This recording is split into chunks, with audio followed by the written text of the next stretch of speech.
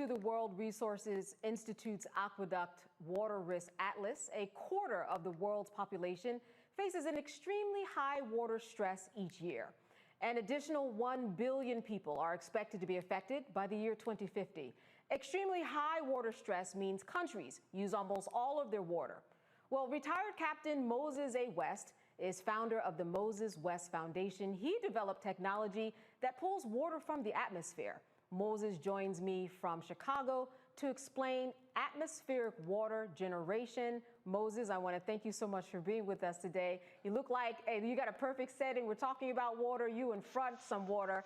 Tell me a little bit about this creation that really has just some stunning attributes to it, because people, don't realize, if we remember back, water comes in 3 forms, right? Liquid, solid, gas, and you are taking that and you are actually creating water. How exactly are you doing that?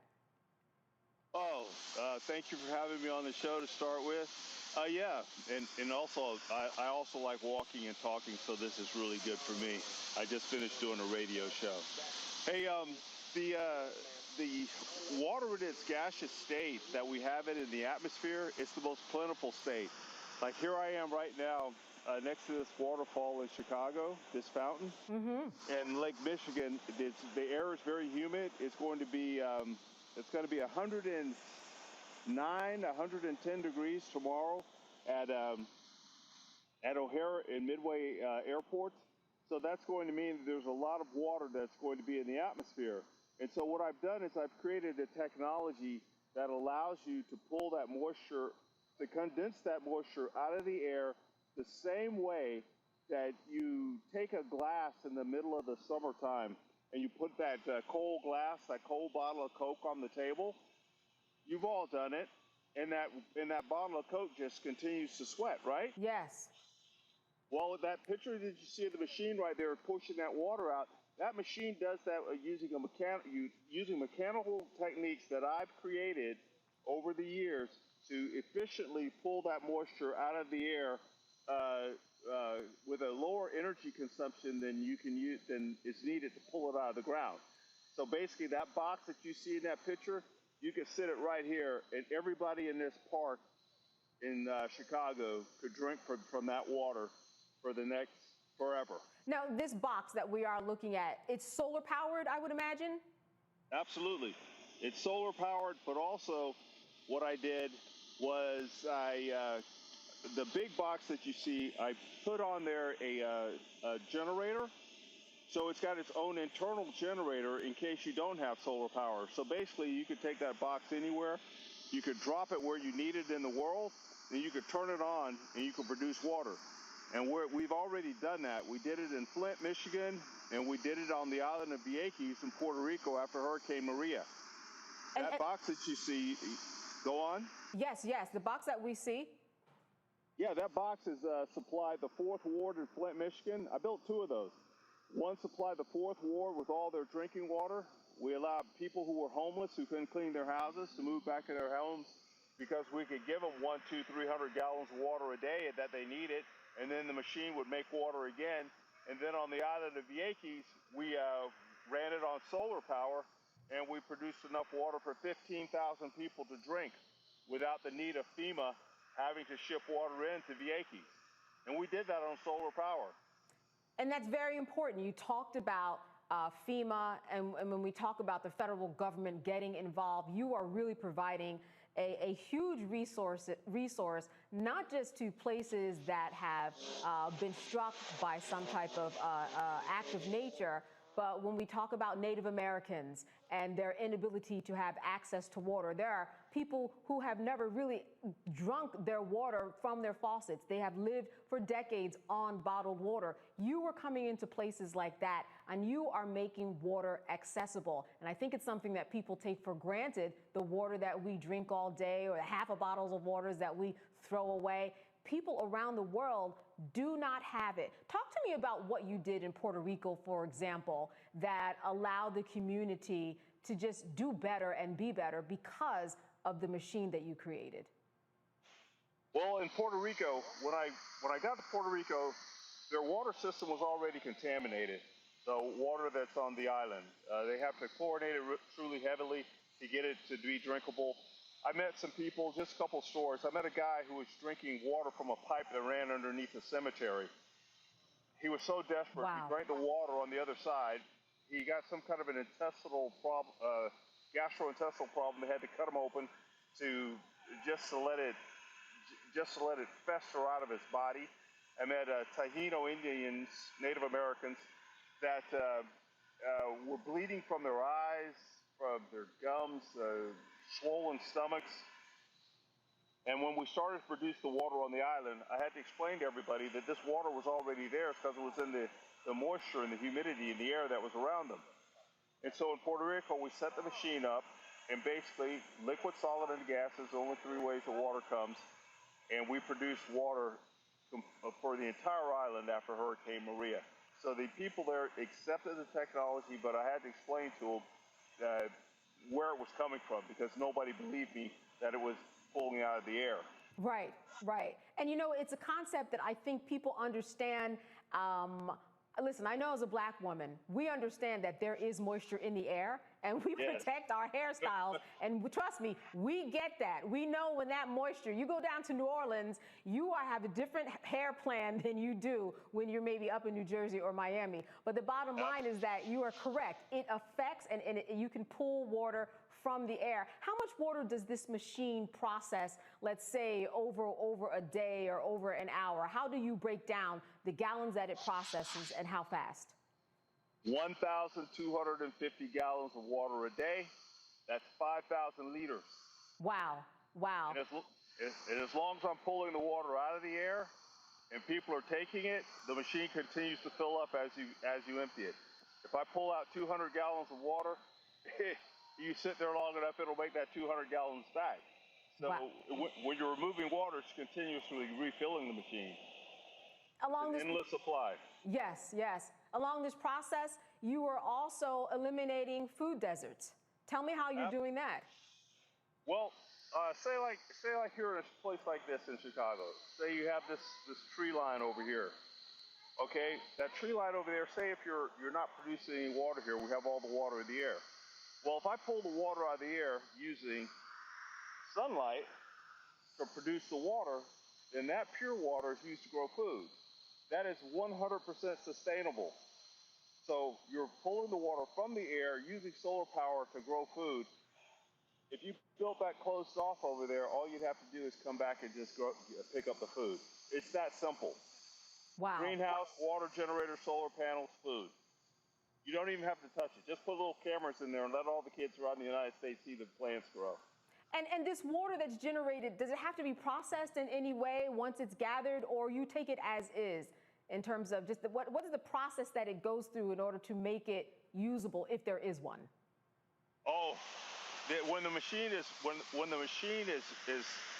when I deploy a machine and it's fresh, it's brand new, it's clean, all the filters are clean, I can drink the water directly off the coil. But going by federal guidelines, as you can see, everything is green. Everything is green because I make equipment for the military. So the military has this technology in use. So it goes just through basic carbon filtration. And then you can control the pH of the water by how much carbon filtration you add or subtract. You can add ozone emitters, ozone transmitters to the water system. You can add chlorinators. You can tailor the water to what you would like to have it. Because what you're doing is you're taking water from its purest source as you make it, so you can do with it what you want. I think we really have to acknowledge just the fact that you came up with this. What is your background, and when did this come to you that this was something that you should take on, and then how did you actually carry out this idea from beginning to what we're seeing on the screen right now? Well, it started out as a kid, growing up in Texas, we called it the land of 1,000 springs. So when I was a little kid, we could actually drink water as it came out of the ground. We could jump into creeks and we could swim. We could go fishing. So that's what I grew up with. And then in the military, I was stationed in places where we wouldn't get supplied with water sometimes. And once in Saudi Arabia, it was so hot that I was like, if we don't get a water supply, I'm going to jump in this helicopter and I'm going to fly someplace where there is some water because we're not going to survive. It's 150 degrees. Wow. And then I lived in Australia for 11 years. In Australia, they have a thing called toilet to tap. I got back one year to, I was always coming back and forth to the States. And then I got to Australia one time and we were drinking water from water that just had filtered and turned around from the toilet back to the tap. And then I saw what the drought had done to the country. I saw acres and acres of dead trees because the salt water had creeped back into the ground from the ocean because they pulled up so much fresh water. And seeing all these things, all these different situations around the world with the degradation of pure water, the degradation of our groundwater, and knowing that the atmosphere was full of water because we're always living in this humidity, I decided that, I saw this little machine in Hawaii, and I said, if someone can make a little machine, I could definitely make a big one. And that you did. I want to go to our panel. I'm sure that they're as intrigued as I am. Let me start with you, Randy. What question do you have for really this professor of water, if you will? I just first have to express how much in awe I am of you, Mr. West. This is incredible what you've created. I'm thinking that my grandchildren will be reading about you in science class when we talk about inventors one day. So thank you for your contribution to this entire world. So how do you connect with communities? This water shortage is already evidencing itself in many areas. You mentioned Flint, Michigan. I think about what recently just happened in Jackson, Mississippi. How do communities get in touch with you to have this solution available to them? Well, when I first started out doing this, as anything in the United States, when you have a really good idea, people are sometimes here in this country are going to try to take what you have, and I've went through that.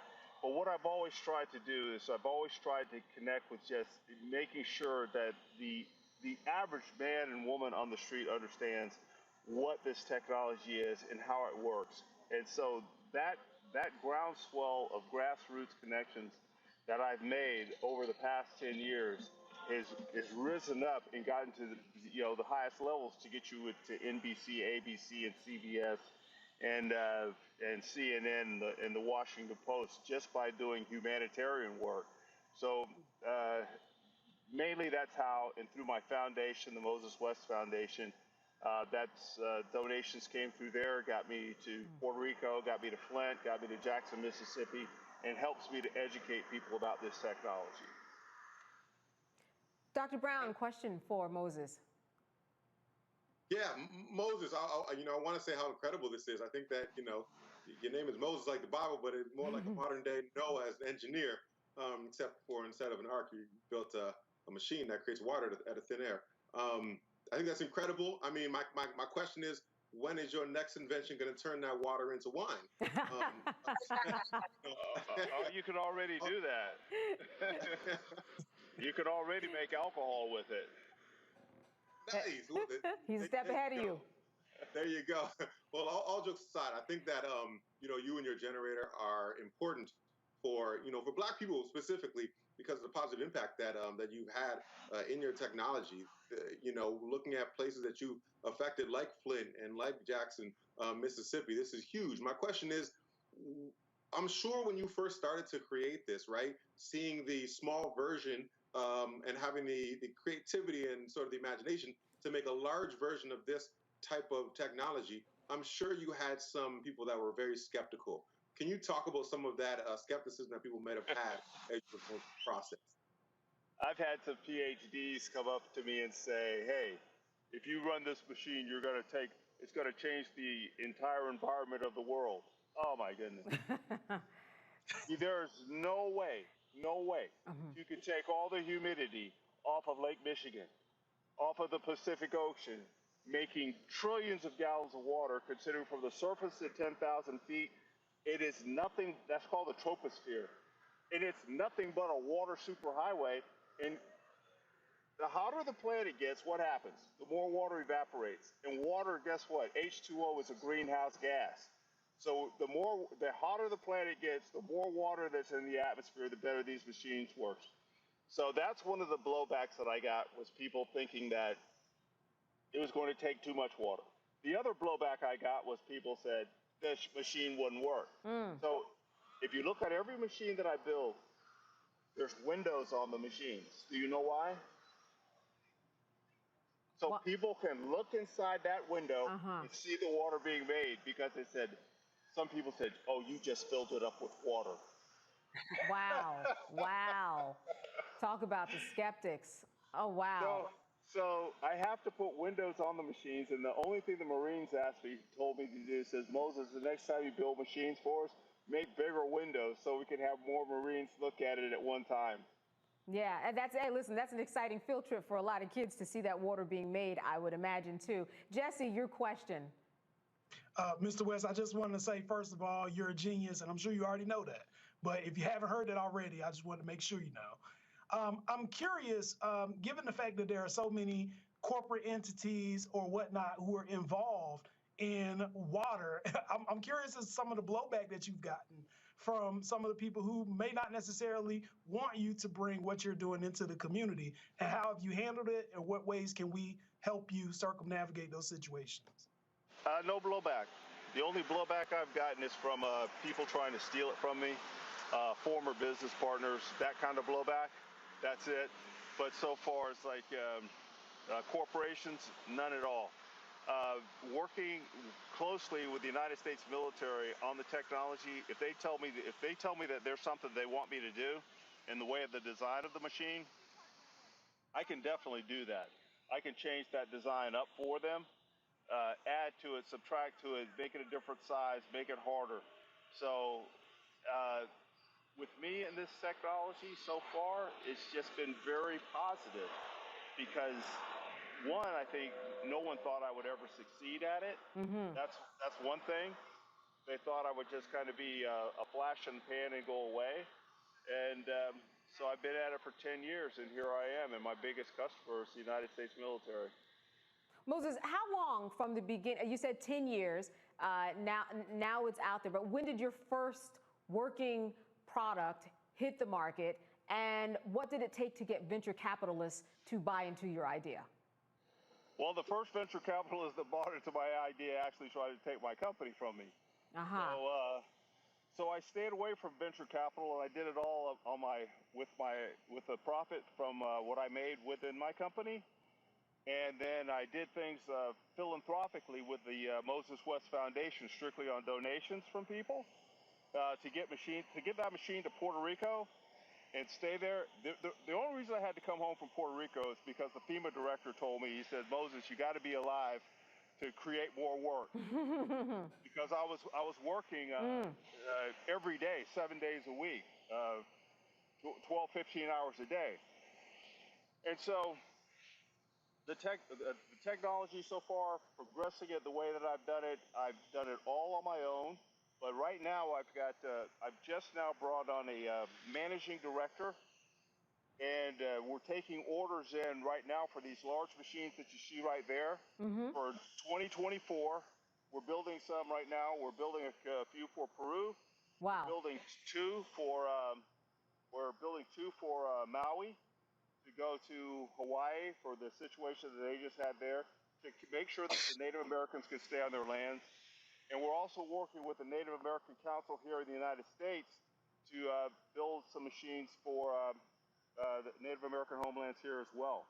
Moses, you mentioned Flint, Michigan earlier. You know, we don't see that in the headlines a lot. I'm sure that you're close to the pulse of things there. What is the situation there with their water, and where did you factor into that?